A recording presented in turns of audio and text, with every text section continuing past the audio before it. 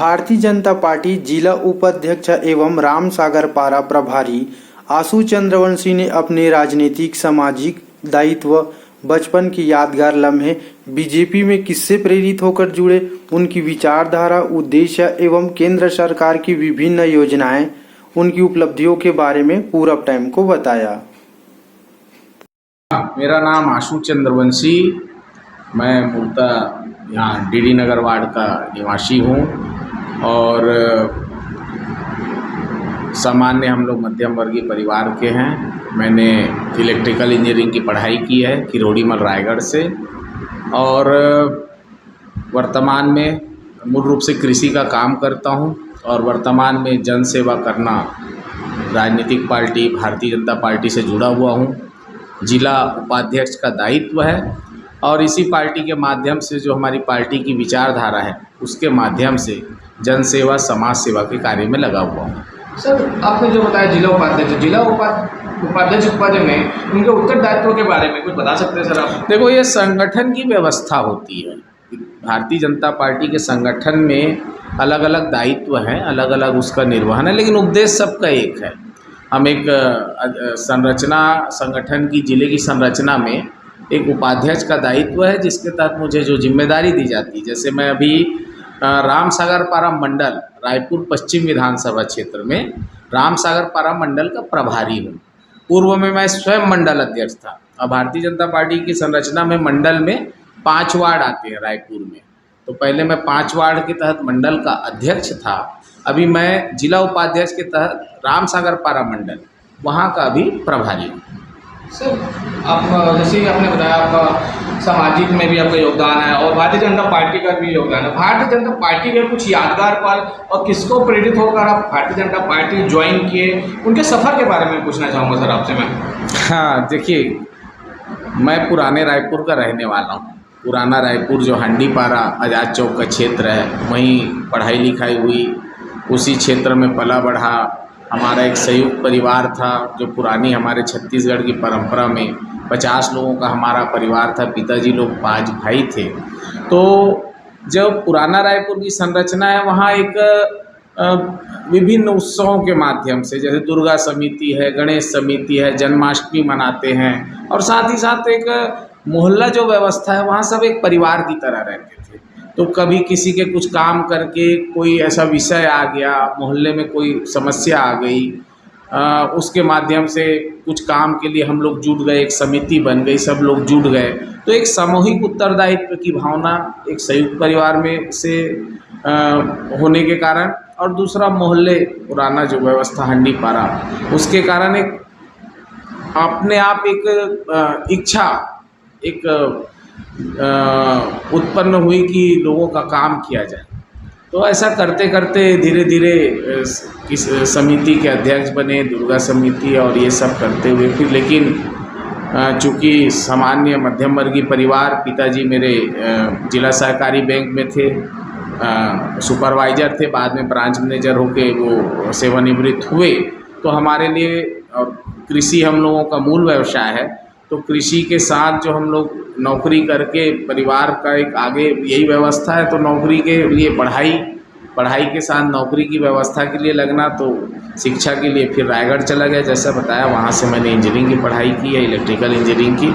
आने के बाद नौकरी रोज़गार की तलाश, फिर मैंने कहीं पे यहीं एक प्राइवेट कंपनी में इंजीनियर रहा, पावर प्लांट में।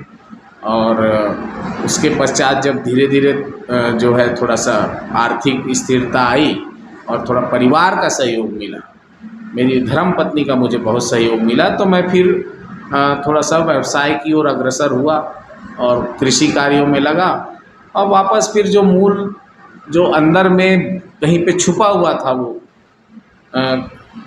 समाज सेवा का भाव, देश सेवा का भाव, तो पुनः चूँकि विचारधारा शुरू से सनातनी रही है, इसी विचारधारा की कोई पार्टी है तो वो भारतीय जनता पार्टी है।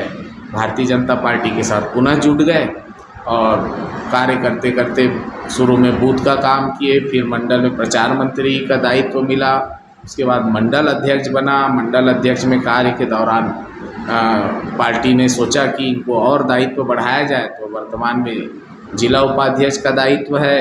इस बीच एक हमारे डी नगर वार्ड से अवसर मिला कि महिला सीट से हमारे यहाँ मधु चंद्रवंशी को चुनाव लड़ाए और अच्छे मतों से जिताए, तो चुनाव का भी एक अनुभव हुआ और ऐसा करते करते ही यात्रा जारी है। सर, भारत में तो बहुत सारी पार्टियां हैं, कांग्रेस पार्टी हो गया, बहुजन समाज पार्टी हो गया, भारतीय जनता पार्टी हो, आम आदमी पार्टी। आपने भारतीय जनता पार्टी ही क्यों चुना? ऐसा क्या दिखा, उनके विचारों में क्या दिखा, आप कुछ बता सकते हैं सर उसमें? आप भारतीय जनता पार्टी के तो चुनने के बहुत सारे कारण हैं, एक कारण में उसको नहीं समेटा जा सकता, लेकिन अगर आपको एक शब्द में बताऊं तो एक ऐसी पार्टी जिसके विचारधारा का मूल मंत्र है एकात्म मानववाद, अंत्योदय, ये दो मूल मंत्र के साथ ये पार्टी स्थापित हुई है। हमारा विचारधारा है एकात्म मानववाद में हमारे पंडित दीनदयाल जी, जिन्होंने एकात्म मानववाद के सिद्धांत की रचना की। दुनिया में बहुत सारे सिद्धांत हैं, पूंजीवाद, मार्क्सवाद, बहुत सारे वाद हैं, लेकिन एकात्म मानववाद हम लोगों को ये सिखाता है कि कैसे हम, जो हमारी संस्कृति है, जो हमारा सनातन धर्म हमको सिखाता है, संस्कार, धर्म सम्मत व विचार रखते हुए कैसे हम जनता की सेवा करें, जिसमें हमारा संस्कार सर्वोपरि हो, हमारा धर्म सर्वोपरि हो, हमारी संस्कृति सर्वोपरि हो, हमारे जो पूजा पद्धति है, हमारे रीति रिवाज है, सबको समेटते हुए लोगों की सेवा की जाए। और सनातन को मानने वाली अगर कोई पार्टी है तो भारतीय जनता पार्टी है, जिसके लिए सबसे प्रमुख है राष्ट्र, और राष्ट्र के नाम पर वो कहीं कोई समझौता नहीं करना, और भारत को उसके उच्चतम शिखर तक, सबसे विश्व में सत्य सनातन कोई धर्म है तो हिंदू धर्म है, और इस धर्म का कोई ध्वजवाहक कोई धरा है पृथ्वी में तो वो है भारत देश है, हमारी भारत माता है। तो भारत माता की सेवा का संकल्प, भारत माता को सर्वोपरि मानकर ही हर निर्णय को लेना, और अंत्योदय के माध्यम से जो हमारी भारत माता की अंतिम पंक्ति के व्यक्ति है, जो सबसे गरीब व्यक्ति है, जो वंचित व्यक्ति है, शोषित व्यक्ति है, निर्धन व्यक्ति है, जो असहाय व्यक्ति है, उसको अपने सारे कार्यों में, सारे निर्णयों में, सारी व्यवस्थाओं में सबसे पहले रखकर कोई निर्णय लेकर उनके उत्थान के लिए काम करने की सोच रखने वाली पार्टी भारतीय जनता पार्टी है। और दूसरा, इसकी संगठन की संरचना कैडर बेस है, यहाँ कोई परिवार की पार्टी नहीं। भारतीय जनता पार्टी में एक बूथ का अध्यक्ष, एक दरी बिछाने वाला कार्यकर्ता भी सर्वोच्च पदों पर जा सकता है, जिसके अनेकों उदाहरण हैं। एक चाय बेचने वाला स्टेशन में व्यक्ति जो देश का प्रधानमंत्री बन सकता है।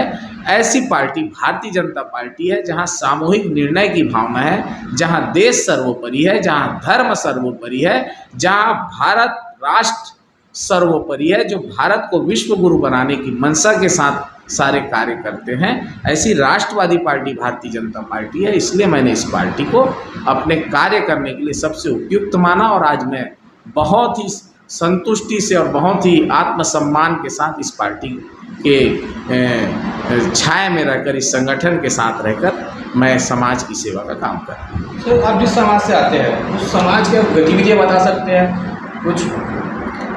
देखिए, समाज है तो आपका एक वो चीज पहचान है कि आप उस समाज में पैदा हुए। हाँ, मूलतः मैं ओबीसी समाज में आता हूँ। यहाँ छत्तीसगढ़ में जो कुर्मी समाज होता है, वर्मा मनवा कुर्मी, उस समाज से मैं आता हूँ। लेकिन जब हम लोग कार्य करते हैं तो समाज की जो पृष्ठभूमि है वो आपको, कहीं आपके कोई पहचान के लोग मिल गए, रिश्तेदार मिल गए, कहीं कहीं आपको सहूलियत होती है। लेकिन अगर आप छत्तीसगढ़ की, मैं मूलतः छत्तीसगढ़ का रहने वाला हूँ, हमारा पूरा परिवार, पुरखे सारे छत्तीसगढ़ के हैं। तो छत्तीसगढ़ की जो मूल भावना है, जो छत्तीसगढ़ की मूल संस्कृति है कि सबको समाज, छत्तीसगढ़ का आदमी मूलतः विनम्र होता है, ज़रा सॉफ्ट होता है, नर्म होता है। उस जो ये गुण है आपको छत्तीसगढ़ के जो मूल समाज है सभी में मिलेंगे, चाहे वो कुर्मी हो, तेली हो, सोनार हो, लोहार हो, कोष्टा हो, धोबी हो, विश्वकर्मा हो, सारे समाज में, चाहे वो यादव हो, ठेठवार हो, बहुत सारी, दीवर हो, केवट हो, निषाद हो, सारे जो समाज है, चाहे वो ध्रुव हो, सतनामी हो, सब मूलतः एक ही रहते हैं। तो वो जो यहाँ का मूल भाव है उसके साथ काम करके जो सामाजिक व्यवस्था छत्तीसगढ़ की बनी हुई, जब आप गांव में रहते हैं, हम लोग गांव में रहने वाले लोग हैं। जिस ज़माने में 2 महीने की गर्मी की छुट्टी रहती थी, भले हम रायपुर में पढ़े लेकिन गांव जाकर रहना पड़ता था। दिवाली की 25 दिन की छुट्टी हम लोग गांव में बिताते थे।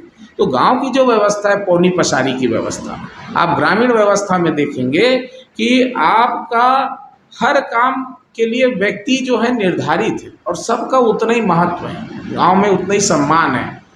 अगर आपको, आपके यहाँ पहले हमारे यहाँ गाय होती थी, भैंस होते थे, अगर उनका वो मृत्यु हो गई तो उसके चमड़े से अगर जूता बनना है तो आपको वहाँ का मेहर प्रजाति बोलते थे, वो आपको जूता ला के बना के देगा। 2 पन्ही बोलते हैं हम लोग छत्तीसगढ़ी में, पन्ही बना के हमारे दादाजी को देता था।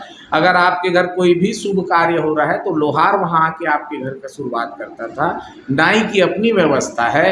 राउत जो पहाट लगता था हमारे यहाँ छत्तीसगढ़ में, पहाट आपका पैसे से नहीं लगता था। वो जो हमारी व्यवस्था थी, धान खंडी, इतने खंडी में आपका राउत लगेगा, इतने खंडी में आपके सौंजिया बोलते थे नौकर को, वो लोग लगेंगे। तो हम लोग की जो ग्रामीण व्यवस्था में ये चीज़ लगी हुई थी कि 7 दिन हफ्ते में होते हैं तो 2 दिन का दूध बरवाही बोलते हैं जिसको, वो राउत लेके जाता था। 2 दिन उसकी सेवा को सम्मान दिया जाता था, उसको पैसे से नहीं आकलन किया जाता है। तो ऐसी व्यवस्था ये छत्तीसगढ़ में है। तो मैं किसी एक समाज के काम की दृष्टि से इसको नहीं बता सकता। छत्तीसगढ़ का मूल भाव जो यहाँ की पौनी पसारी सामाजिक व्यवस्था है, उस सारी व्यवस्था में सारे समाजों के साथ काम करने और सारे समाजों के साथ सम्मान भाव से रहने का बचपन से हम लोगों को अनुभव है। सर, जैसे कि आपकी केंद्र में सरकार भारतीय जनता पार्टी की सरकार है, तो शिक्षा क्षेत्र में और स्वास्थ्य क्षेत्र में क्या कार्य करे, कुछ बता सकते हैं इसमें आप? केंद्र की सरकार की योजनाओं में 2 आयाम हैं। मोदी जी की योजनाओं की तो अनगिनत श्रृंखला है, लेकिन मूल रूप से मोदी जी ने देश के प्रधानमंत्री बनने के बाद, जैसे उन्होंने लाल किला में 15 अगस्त को जब उन्होंने देश को संबोधित किया, तो उस दिन ही उन्होंने घोषणा कर दी कि मैं प्रधानमंत्री नहीं हूँ, इस देश का प्रधान सेवक हूँ। और प्रधान सेवक के रूप में उन्होंने पहली घोषणा की कि जिस भारत माता को हम सब प्रणाम करते हैं, जिस भारत माता के आंचल में हम सब रहते हैं, उसको स्वच्छ रखना हमारा पहला कर्तव्य है। तो उस दिन से उन्होंने स्वच्छता को एक बड़ा क्रांतिकारी अभियान बनाया और आज भारत देश में उसका असर दिखने लगा है। साथ ही उन्होंने सबसे पहले गरीबों के बारे में सोचना प्रारंभ किया। आज गरीब कल्याण की जो प्रधानमंत्री की योजनाएं हैं, चाहे जन धन खाता के माध्यम से हजारों करोड़ों बहनों को बैंक की ताकत से परिचित कराना, जो बैंक में पहले महिलाएं घुस नहीं सकती थी, गरीब आदमी के लिए तो बैंक में खाता होना एक सपने का बात होता था। जन धन खाता के माध्यम से करोड़ों महिलाओं को उन्होंने जन धन खाता के माध्यम से सशक्त किया, जिसका लाभ मिला कि इतने विकट कोरोना काल में बहनों के खातों में 500 रुपया बिना किसी खाना पूर्ति कागज के सीधे उनके खातों में आया, उनको एक बड़ा राहत दिया। ऐसे ही उन्होंने गरीब कल्याण योजना में उस समय 5 किलो चावल देने का काम किया, जो उस समय कोरोना काल के लिए अमृत के समान साबित हुआ। आप बात करें उज्ज्वला गैस की, 9 करोड़ महिलाओं को उज्ज्वला गैस के माध्यम से उस धुएं से, उस तकलीफ से उन्होंने मुक्त कराने के लिए एक बड़ी सोच लेकर प्रधानमंत्री कार्य किए। आप बात करें मकान की, प्रधानमंत्री आवास योजना एक बड़ा क्रांतिकारी कदम। बस दुख की बात है कि छत्तीसगढ़ में 4.5 साल में ये योजना आज बहुत बुरी स्थिति में है। 18 लाख गरीबों के मकान छत्तीसगढ़ में पैसे केंद्र के आने के बाद उसका सही तरीके से उपयोग नहीं हो पा रहा है, तो ऐसे कारण से रुका। किसान सम्मान निधि, हर किसान को 6,000 रुपये साल का एक सम्मान देना। किसान अन्न उपजाता है, मौसम पे वो निर्भर रहता है, लेकिन अगर 6,000 रुपये की उसके पास ताकत है तो वो अपना चावल, अपने भाजी का जुगाड़ तो इंतजाम गांव में हो जाता है। लेकिन एक आर्थिक ताकत बनाने का काम प्रधानमंत्री ने किसानों के लिए सोचा। आप मुद्रा लोन योजना, छोटे छोटे रेहड़ी पटरी वाले, ठेले वाले, खोमचे वाले, जो सूदखोरों के चंगुल में रहते थे अपने धंधे के लिए, वो बड़ी मेहनत करते हैं वो लोग, लेकिन अगर उन्होंने 50,000 रुपये लेकर कोई धंधा किसी महाजन से, सूदखोर से लेकर किया तो उसका पूरा कमाई ब्याज में चला जाता था। एकदम ब्याज रहित एक मुद्रा लोन की योजना, प्रधानमंत्री मोदी जी की योजना। ऐसे अनेकों योजनाएं अगर मैं गिनाऊं तो आपका ये समय कम पड़ जाएगा। और सबसे बड़ी बात, आज विश्व पटल पर भारत स्थापित है, एक बड़ी आर्थिक इकोनॉमी की ओर बढ़ रहा है। आज विश्व के बड़े बड़े देश अपने समस्याओं के निवारण के लिए भारत की ओर देखते हैं। आज विश्व का बड़ी बड़ी शक्तियां, अभी आप G20 का सम्मेलन हो रहा है, भारत विश्व का नेतृत्व करने की ओर आगे बढ़ रहा है। 140 करोड़ का देश, और हमारे से ऊपर चाइना है जिसकी जनसंख्या हमारे से 20-30-40 करोड़ ज़्यादा है।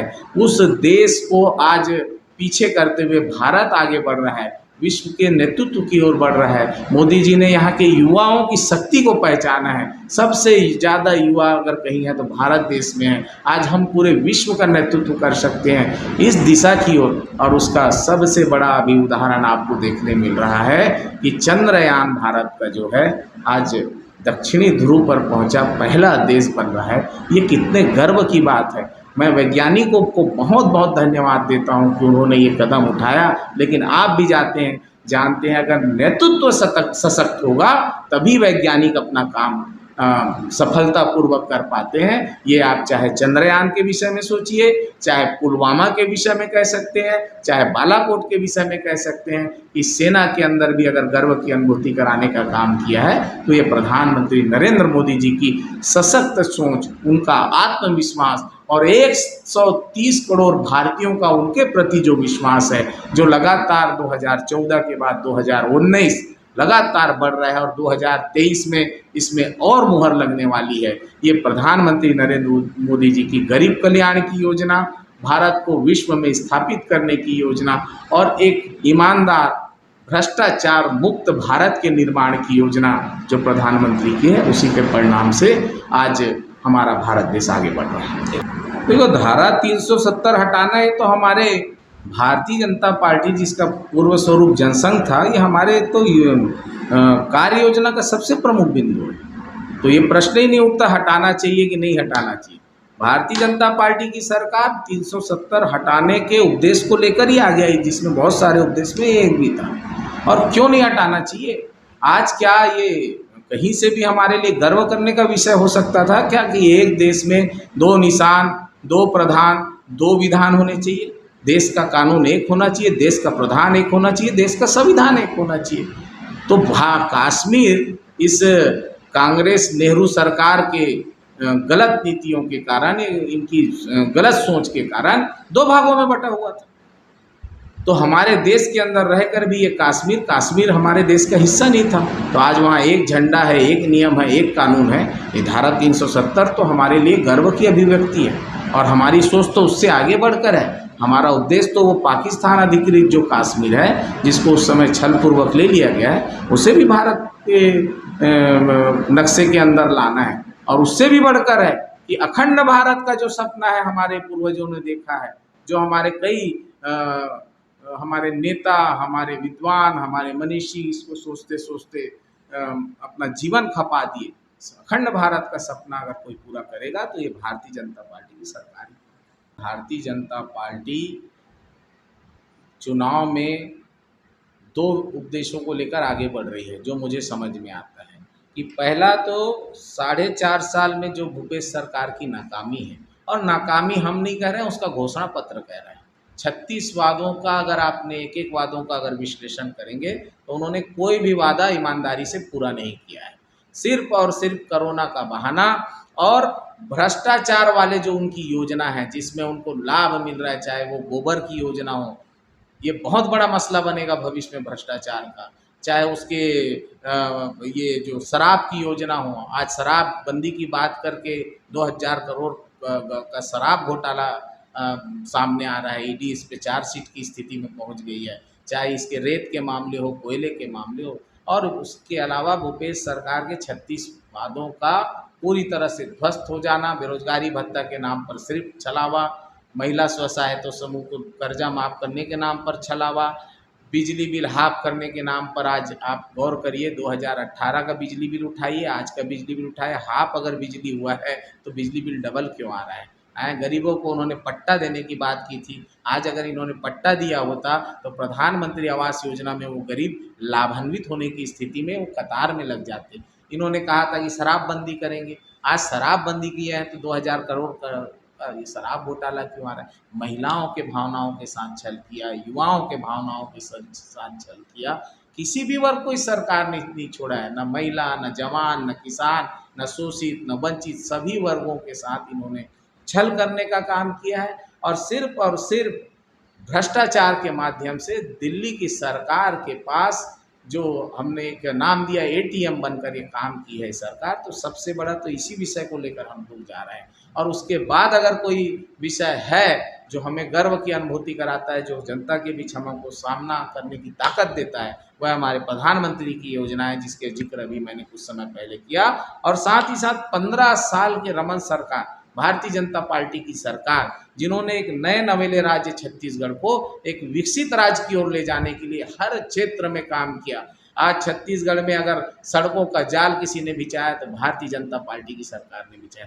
आज छत्तीसगढ़ का सिंचित रकबा जो है 3 गुना बढ़ा है, तो ये भारतीय जनता पार्टी की सरकार की देन है कि उन्होंने यहाँ पर लाखों पंप कनेक्शन किसानों को दिए और सिंचित रकबा बढ़ाया। आज जो भूपेश सरकार गर्व करती कि हम 1 लाख मीट्रिक टन धान खिल रहे हैं, तो ये मीट्रिक टन धान उपज कहाँ से रहे, वो उपजाने की व्यवस्था करने का काम इस भारतीय जनता पार्टी की 15 साल की सरकार ने किया है। और आज ये बताइए आप, छत्तीसगढ़ का जो स्वरूप आया है, जो छत्तीसगढ़ आज रायपुर के स्वरूप को देख लीजिए, यहाँ के अन्य नगर है बिलासपुर, इस सबको विकसित करने का काम flyover, under bridge, over bridge के माध्यम से लोगों को जोड़ना और हमारे केंद्र की योजनाओं के साथ राज्य के साथ मिलकर बड़ी बड़ी कनेक्टिविटी बनाना, ये सारा काम शिक्षा के क्षेत्र में आज हिदायतुल्लाह, अगर आप लॉ के क्षेत्र में देखें तो हिदायतुल्लाह, NIT, इतने सारे इंजीनियरिंग कॉलेज बनाना, पत्रकारिता में बड़े बड़े इंस्टीट्यूट, हर जगह हर क्षेत्र में। आज आप स्कूलों की स्थिति देखिए तो 30,000 स्कूल रमन सिंह सरकार में उसको 60,000 स्कूल तक ले गए।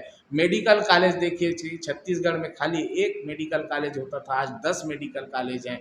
छत्तीसगढ़ की अगर अपन बात करें कि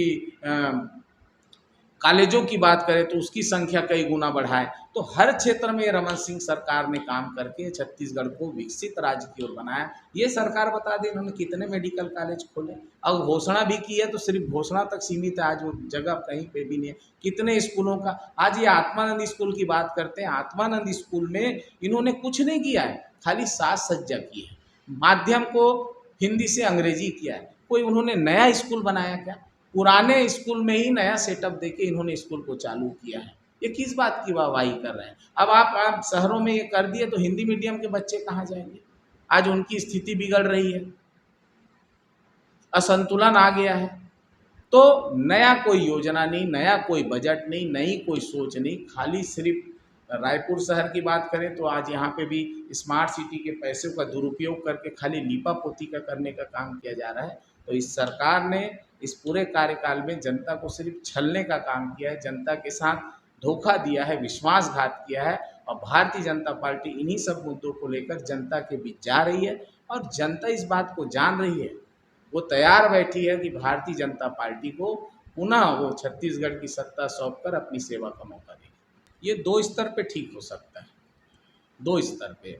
पहला स्तर तो ये कि हम अपने बच्चों को ऐसा संस्कार दें, उन पे नज़र रखें, उनको हम ऐसा पारिवारिक सुरक्षा का माहौल दें कि वो इस तरह की विकृति, इस तरह की आदतों की ओर जाने का सोचे भी ना, क्योंकि ये संगति में और उपलब्धता 2 वजह से ये बढ़ती है। तो पहला दायित्व तो ये हमारा सामाजिक दायित्व है जिसका हमको निर्वहन करना चाहिए। दूसरा विषय जो मैं कहा, ये तब बढ़ता है जब इसकी उपलब्धता रहती है, और उपलब्धता का सीधा सीधा संबंध जो हमारा प्रशासनिक व्यवस्था है उसमें कमी होने की वजह से होता है। आप ये अच्छी तरह जानते हैं कि रायपुर या छत्तीसगढ़ की पुलिस कहीं से कमज़ोर नहीं है। अच्छे अच्छे ईमानदार और बहुत ही अच्छे जुझारू और अफसर यहाँ पे तैनात हैं। लेकिन अगर आप उसका हाथ बांध देंगे, आप उसको उस भावना में ला देंगे कि आप थाना बिक रहा है, यहाँ जिला बिक रहा है, अगर जो मुखिया है उसको इस बात की चिंता रहेगी कि मैं इतना पैसा दे के यहाँ आया हूँ, तो आपको क्या आम आदमी, ईमानदार आदमी और जो समाज का वो वर्ग जो अपना सामान्य जीवन जीता है, रोजी वो थोड़ी पुलिस को पैसा देगा ना। पुलिस को पैसा कौन देगा? पुलिस को पैसा तो अपराधी या इस टाइप के नशीली दवा बेचने वाले, नशीली कारोबार करने वाले लोग देंगे। और पुलिस का हाथ किसने बांधा हुआ है? यहाँ के नेताओं ने। नेताओं को अगर अगर अपने कर्तव्य के लिए सही तरीके से ईमानदार रहे तो पुलिस अपना काम करने में कहीं से कम नहीं है। पुलिस का हाथ बांध दिया गया। ये सरकार वसूलों में, पुलिस विभाग का काम सिर्फ एक वसूली का काम हो गया है। इसके वजह से ये जो व्यापार है, नशे का कारोबार है, ये सिर्फ रायपुर शहर में फल फूल रहा है। इसमें बहुत ज़्यादा बढ़ोतरी हो रही है और उसका असर ये हो रहा है कि क्षेत्र अपराध से हत्या, लूट, डकैती ये सब से ग्रस्त होते जा रहे हैं। सर, हमारे चैनल के माध्यम से दैनिक प्रोडक्ट टाइम के दर्शकों को क्या संदेश देना चाहेंगे सर, सामाजिक क्षेत्र में और राजनीतिक क्षेत्र में सर? देखिए, हमारा भारत देश, हमारा छत्तीसगढ़ महतारी, ये दोनों के हम यहाँ बेटे हैं। उसकी सेवा करें, हमारे सामाजिक दायित्वों का निर्वहन करें। जो संदेश हम जो दूसरों से जो उम्मीद हम करते हैं कि हमारी व्यवस्था अच्छी हो, हमारे यहाँ साफ सफाई हो, सरकारी संपत्ति का दुरुपयोग ना हो, नागरिकों को का एक दूसरे में प्रेम हो, तो जो हम दूसरों से अपेक्षा करते हैं वो व्यवहार हम स्वयं करें, तब हम इस छत्तीसगढ़ महतारी की सेवा कर पाएंगे। और जितना सजग हम अपने अधिकारों को लेकर हैं, उतने ही ईमानदार हम अपने दायित्वों को लेकर रहें। तो अगर हम ना अपने दायित्वों का निर्वहन ईमानदारी से करेंगे तो हमारे अधिकार भी बढ़ते जाएंगे और हमारी ये जो छत्तीसगढ़ महतारी है, छत्तीसगढ़ की हम सेवा कर पाएंगे और भारत माँ की सेवा कर पाएंगे। और भारत माँ को विश्व गुरु बनाने के लिए जो उद्देश्य लेकर हम सब आगे बढ़ रहे हैं, उसकी ओर हम निश्चित तौर पर सफल होंगे। यही संदेश मैं आपके चैनल के माध्यम से देना चाहूँगा। बहुत धन्यवाद आपका।